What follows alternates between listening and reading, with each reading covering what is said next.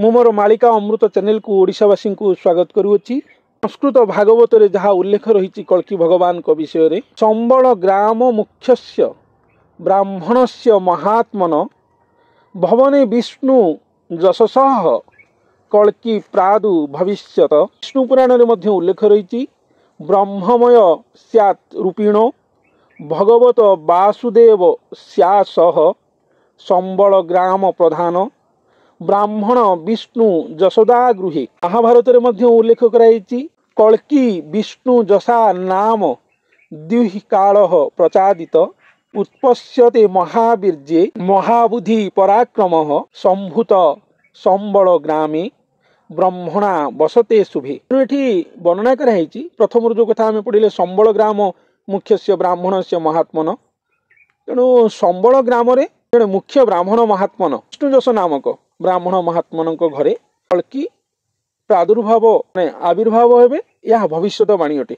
यही भविष्य घटिव। संबल ग्राम प्रधान ब्राह्मण विष्णु जशोदा गृहे। तेणु ब्राह्मण विष्णु जशा नामक ब्राह्मण गृहे संबल ग्राम रे स्वयं भगवान आसवे बोली भविष्य मालिका वर्णना कराई। संस्कृत श्लोक ठू आरंभ करिकी आमर ओडिया मालिका वचन पर्यंत विभिन्न स्थान रे संबल ग्राम कथा उल्लेख कराई। विष्णु जश गायन करथिबा जने ब्राह्मण कथा वर्णना कराई। पुणी स्थान विभिन्न स्थान कथा उल्लेख रखाई। गया संबल नगर विष्णु शर्मा घर जनमीन तपस्या करेंगे चक्रधर श्री गुरुभक्ति गीतार एक लिखाई। चकड़ामड़ाण पुस्तक उल्लेख कराई जोग निद्रा को जे आंभे भांगी पुण संबल ग्रामे जन्मिबु अग्निहोत्र द्विज शर्मा घरे पुण पंच सखा संगे नेबु एक वर्णना कराई। 13 जन्म शरण पुस्तक लिखाई संबल ग्राम विष्णु जशा घरे प्रभु जहु जन्मिबे सोधर्मा सभाटी जे जाजनगर प्रभु आपे विस्तारिबे। जाजपुर कथा कहुई तो कौटी गया कथा कहुई। संबल नगर विभिन्न स्थान कथा वर्णना कराई। तेणु वास्तव में क्यों संबल नगर कथा कहुई भविष्य मालिका ताहा स्वयं भगवान को ही जना।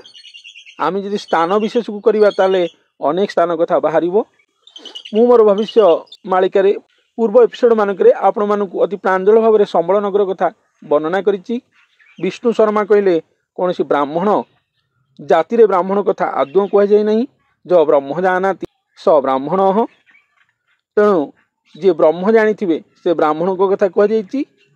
आ विष्णु शर्मा कहले स्वयं विष्णु निजे आउ कहीं नुहति तांकरी पाखरे ही स्वयं महा विष्णु जे स्वयं महाप्रभु जे से जन्म नेबे सेठी ही तपस्यामय अवस्था सृष्टि हम। कारण से गुरु रूप में आसीथिबे जोग निद्रा को स्वयं तेजिकी भगवान कर महा अनंत शयन आगमन घटिव आपना लीलाखेला करने। तेणु कल्की लीलाखेला यही भाव में घटिव।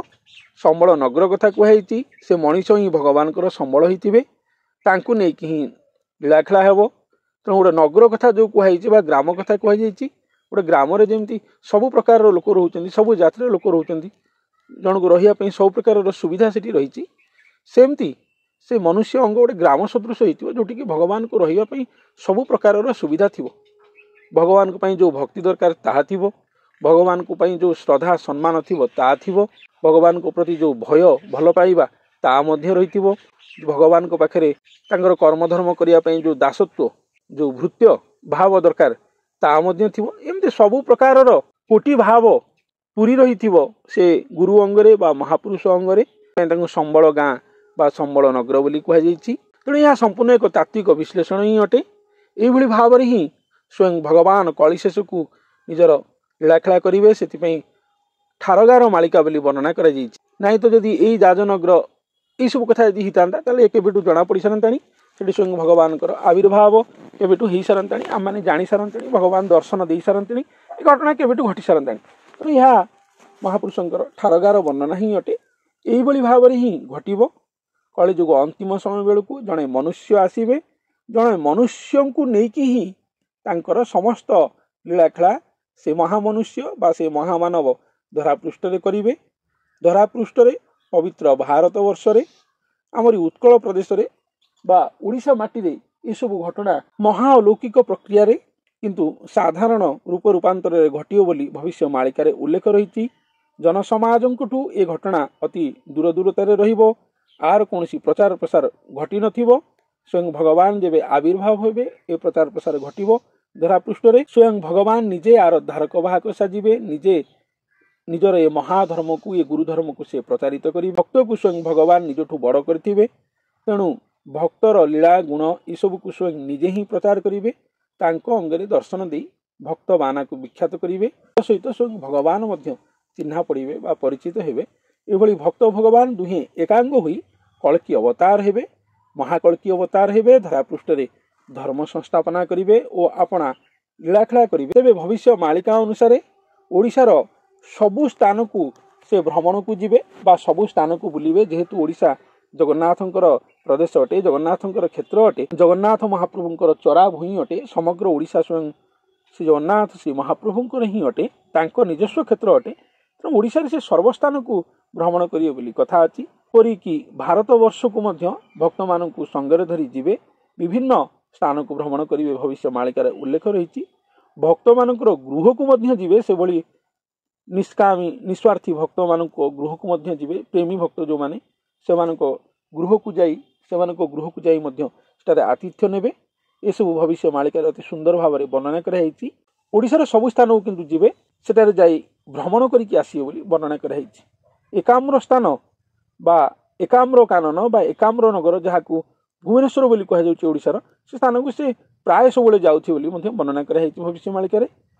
ଆହୁରି ଯେତେ ସ୍ଥାନ କଥା ଭବିଷ୍ୟ ମାଳିକାରେ ଉଲ୍ଲେଖ ରହିଛି, ସବୁ ସ୍ଥାନକୁ ସେ ଯିବେ। ଯଦିଓ ଏକ ସ୍ଥାନରେ ସେ ଥିବେ, କିନ୍ତୁ ମନୁଷ୍ୟ ଶରୀର ହୋଇଥିବାରୁ ସେଠୁ ସବୁ ସ୍ଥାନକୁ ଯିବେ ଓ ଭକ୍ତମାନଙ୍କୁ ସାକ୍ଷାତ ଦେବେ। ଏମିତି ଅନେକ ଲୀଳାଖେଳା ସେ କରିବେ। ଯେହେତୁ ମନୁଷ୍ୟ ସ୍ୱରୂପରେ ଆସିବେ, ତେଣୁ ତାଙ୍କ ପାଖରେ କୌଣସି ବାରଣ ରହିବ ନାହିଁ। କେବଳ ଦୁଷ୍ଟ ଦୁର୍ଜନ ଲୋକ ତାଙ୍କ ପାଖରେ ପଶିପାରିବେ ନାହିଁ। ନାଇଁ ତ ଶରଣାର୍ଥୀ ସବୁ ପ୍ରକାରର ଜନଜନା, ସବୁ ପ୍ରକାରର ଭକ୍ତା ତାଙ୍କ ପାଦ ପଦ୍ମ ବା ତାଙ୍କ ଚରଣ ତଳେ ଆଶ୍ରୟ ନେଇପାରିବେ ଓ ତାଙ୍କ କୃପା ଆଶୀର୍ବାଦ ଲାଭ କରିପାରିବେ। ଏହା ଭଗବାନଙ୍କର ସବାଶେଷ ଅବତାର ଅଟେ ଓ ସର୍ବଶ୍ରେଷ୍ଠ ଲୀଳାଖେଳା ଅଟେ। ଏ ଲୀଳାଖେଳା ମହାଲୀଳାଖେଳାର ଆକାର ନେବ, ସାରା ବିଶ୍ୱବ୍ୟାପୀ ହେବ। ସାରା ବିଶ୍ୱର ଭକ୍ତମାନେ ସମସ୍ତେ ସୁଜନା ମାନେ ଏଥିରେ ଉଦ୍ଧାର ହେବେ ଓ ସାରା ବିଶ୍ୱର ଯେତେ ଦୁଷ୍ଟ ଦୁର୍ଜନ ମନୁଷ୍ୟମାନେ ଅଛନ୍ତି, ମନୁଷ୍ୟ ବେଶରେ ଅସୁରମାନେ ଅଛନ୍ତି, ସାରା ପୃଥିବୀ ବ୍ୟାପୀ ଦୁଷ୍ଟ ସଂହାର ବା ଦୁର୍ଜନ ସଂହାର ହେବ ବୋଲି ଭବିଷ୍ୟ ମାଳିକାରେ ଉଲ୍ଲେଖ ରହିଛି। ତେଣୁ ପୃଥିବୀ ଦୁର୍ଜନ ମୁକ୍ତ ହେବ। ସାରା ପୃଥିବୀରେ ଭଗବାନଙ୍କର ମହିମା ହିଁ ବ୍ୟାପ୍ତ ହେବ, ଗୁରୁ ମହିମା ହିଁ ବ୍ୟାପ୍ତ ହେବ। ଗୁରୁମୟ ହେବ ସାରା ପୃଥିବୀ, ଏହାକୁ ସ୍ୱୟଂ ଭଗବାନ ହିଁ ପ୍ରଚାର କରିବେ। ଏହିଭଳି ମହାଲୀଳାଖେଳା କଳିଯୁଗ ଅନ୍ତିମ ସମୟ ବେଳକୁ ହିଁ ହେବ।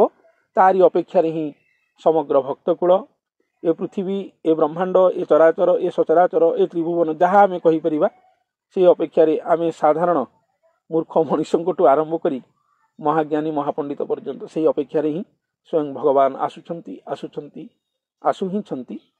ସେହି ଘଣ୍ଟି ହିଁ ବାଜୁଛି। ସେ ଆସିଲେ ହିଁ ମାଟି ମଟାଳଠୁ ଆକାଶ ଯାଏଁ, ଏ ଭୁବନଠୁ ତ୍ରିଭୁବନ ଯାଏଁ ସବୁ ଉଦ୍ଧାର ହେବ। ତେବେ ଆଜି ପାଇଁ ଏତିକି। ମୋର ଆଗାମୀ ଅଧ୍ୟାୟରେ ଆଉ କିଛି ନୂତନ ମାଳିକା ଅମୃତ ସହିତ ଆପଣମାନଙ୍କ ପାଖରେ ଉପସ୍ଥିତ ହେବି। ଧନ୍ୟବାଦ।